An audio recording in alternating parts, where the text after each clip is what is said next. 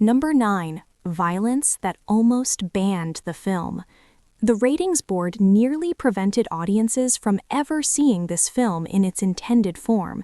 When the finished cut was submitted to the MPAA, the level of on-screen brutality triggered serious concerns about its content.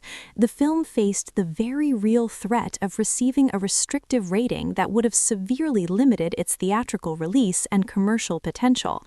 Scorsese and editor Thelma Schoonmaker entered a delicate negotiation. Rather than removing entire sequences, they made surgical adjustments, trimming a few frames here, slightly altering the duration of certain graphic moments there. The edits were so minimal that most viewers would never notice the difference, but they were just enough to satisfy the board's requirements without compromising the film's visceral impact. What's remarkable is how little was actually changed. The final version still feels relentlessly intense, yet it technically passed the censorship threshold. Scorsese understood that the perception of violence often hits harder than explicit imagery, and the film's editing already relied heavily on implication and audience imagination. Those tiny concessions preserved the rawness that defines the entire experience while keeping it accessible to mainstream audiences. A masterclass in knowing exactly how far you can push boundaries before being pushed back. Number 10. Scorsese put his family on screen.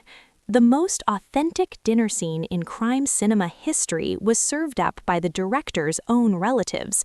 During the now iconic late-night meal at Tommy's mother's house, the actors sit across from Catherine Scorsese, the director's real mother, who was not a professional actress by any stretch of the imagination. Catherine Scorsese improvised much of her dialogue, drawing naturally from a lifetime of preparing meals for large Italian-American family gatherings. The conversation at that table isn't scripted banter. It's the kind of natural, overlapping talk that only happens among people who genuinely share a deep cultural shorthand. Even the painting she shows at the table, the one Tommy remarks looks like someone he knows, was her own work brought from home specifically as a personal prop. The decision to cast family members wasn't sentimental, it was strategic. Scorsese knew that no amount of acting skill could replicate the rhythms and warmth of a real family gathering. By placing professional actors alongside people who weren't performing at all, he created a contrast that makes the scene feel startlingly intimate. It's a quiet moment sandwiched between extreme brutality, and that jarring tonal shift is what makes it so unforgettable. The warmth is genuine because the people creating it are genuine, and that's something no amount of rehearsal could ever hope to manufacture. Number 11. The mob actually approved the film. When a crime film gets praised by critics, it's noteworthy. When it gets praised by actual criminals, it's something else entirely.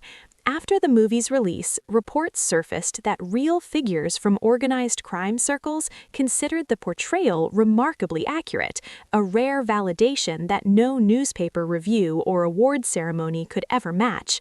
What resonated most with insiders wasn't the violence or the glamour, it was the everyday texture, the way characters spoke to each other, the hierarchy of respect, the unwritten rules governing behavior at dinner tables and in backrooms. These subtle details, often overlooked by general audiences, were exactly what real wise guys recognized as authentic. For them, the film captured a world they inhabited with an accuracy that felt almost uncomfortably close to their own daily experience. The contrast between criminal approval and mainstream shock reveals something fascinating about perspective. Audiences were disturbed by the brutality and moral emptiness on display, while the very people who lived that life saw it simply as an honest reflection of their reality. That duality is part of what gives the film its lasting power. It doesn't ask viewers to sympathize or condemn, it simply presents a world with enough authenticity that the people who built it nodded in quiet recognition, while everyone else sat in stunned disbelief, trying to process the weight of what they just witnessed. Number 12.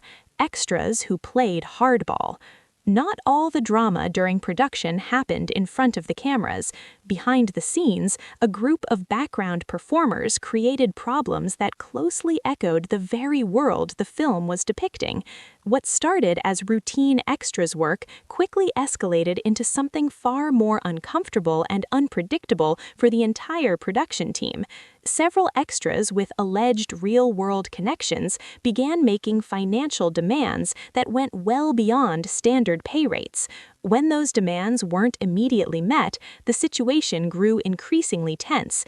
Veiled threats and aggressive negotiations replaced the usual polite back and forth of everyday set management. The production found itself dealing not with actors playing tough guys, but with individuals who didn't need to act the part, and who had absolutely no intention of following normal industry protocols. The irony was impossible to ignore. A film about men who used intimidation to get what they wanted was being disrupted by men using the exact same tactics in real life. The crew had to navigate these confrontations carefully, balancing safety and professionalism while keeping the production moving forward on schedule. It was yet another instance where the boundary between the fictional underworld on screen and the real one lurking just off camera became disturbingly thin, a stark reminder that casting for authenticity can come with very real and very unexpected consequences. Number 13, a scene rewritten in the edit room. One of the most shocking moments of brutality in the film didn't originally appear where audiences now see it. During post-production, Scorsese and editor Thelma Schoonmaker made the bold decision to reposition a key violent sequence within the timeline, fundamentally altering how viewers experienced Tommy's deeply unpredictable nature. In the original assembly, the scene occurred at a different point in the narrative, a placement that made it feel more expected, more in line with the gradually escalating tension. By moving it earlier and placing it in a context where audiences aren't yet braced for that level of aggression, the moment lands with far greater impact. It transforms Tommy from a hothead into someone genuinely terrifying, because viewers realize there's no safe moment. His volatility can erupt without any warning at absolutely any point in the story. That single editorial decision reshaped the audience's entire relationship to the character. It's a powerful example of how films are truly written 3 times, once in the script, once during shooting, and once in the editing room. Scorsese understood that narrative structure isn't fixed until the final cut is locked, and his willingness to rethink the story's architecture in post-production gave the film a rhythm of surprise that keeps viewers perpetually off balance, never quite sure when the next explosion of chaos is coming. Number 14, the role that nearly broke Sorvino. The actor who would become the definitive screen version of Paulie almost walked away before filming a single scene. Sorvino struggled deeply with the psychological demands of portraying a man capable of cold, calculated cruelty, a character so far removed from his own gentle and compassionate personality that the disconnect became almost unbearable. The internal conflict wasn't about skill or technique, it was about whether he could psychologically survive becoming someone he fundamentally opposed on every level. What ultimately emerged on screen is a performance defined by restraint and quiet menace. Paulie rarely raises his voice, rarely resorts to overt aggression. His power lives in pauses, glances, and the weight of unspoken authority.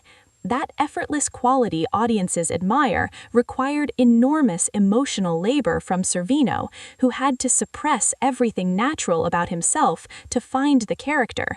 The irony is that the performance looks so easy precisely because the struggle behind it was so immense, and the fact that he nearly didn't take the role makes every silent, commanding moment on screen even more remarkable to witness.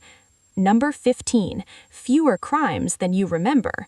Most viewers walk away from this film believing they've witnessed a relentless parade of graphic violence. The body count in their memory far exceeds what actually appears on screen, and that significant gap between perception and reality is entirely by design, not by accident.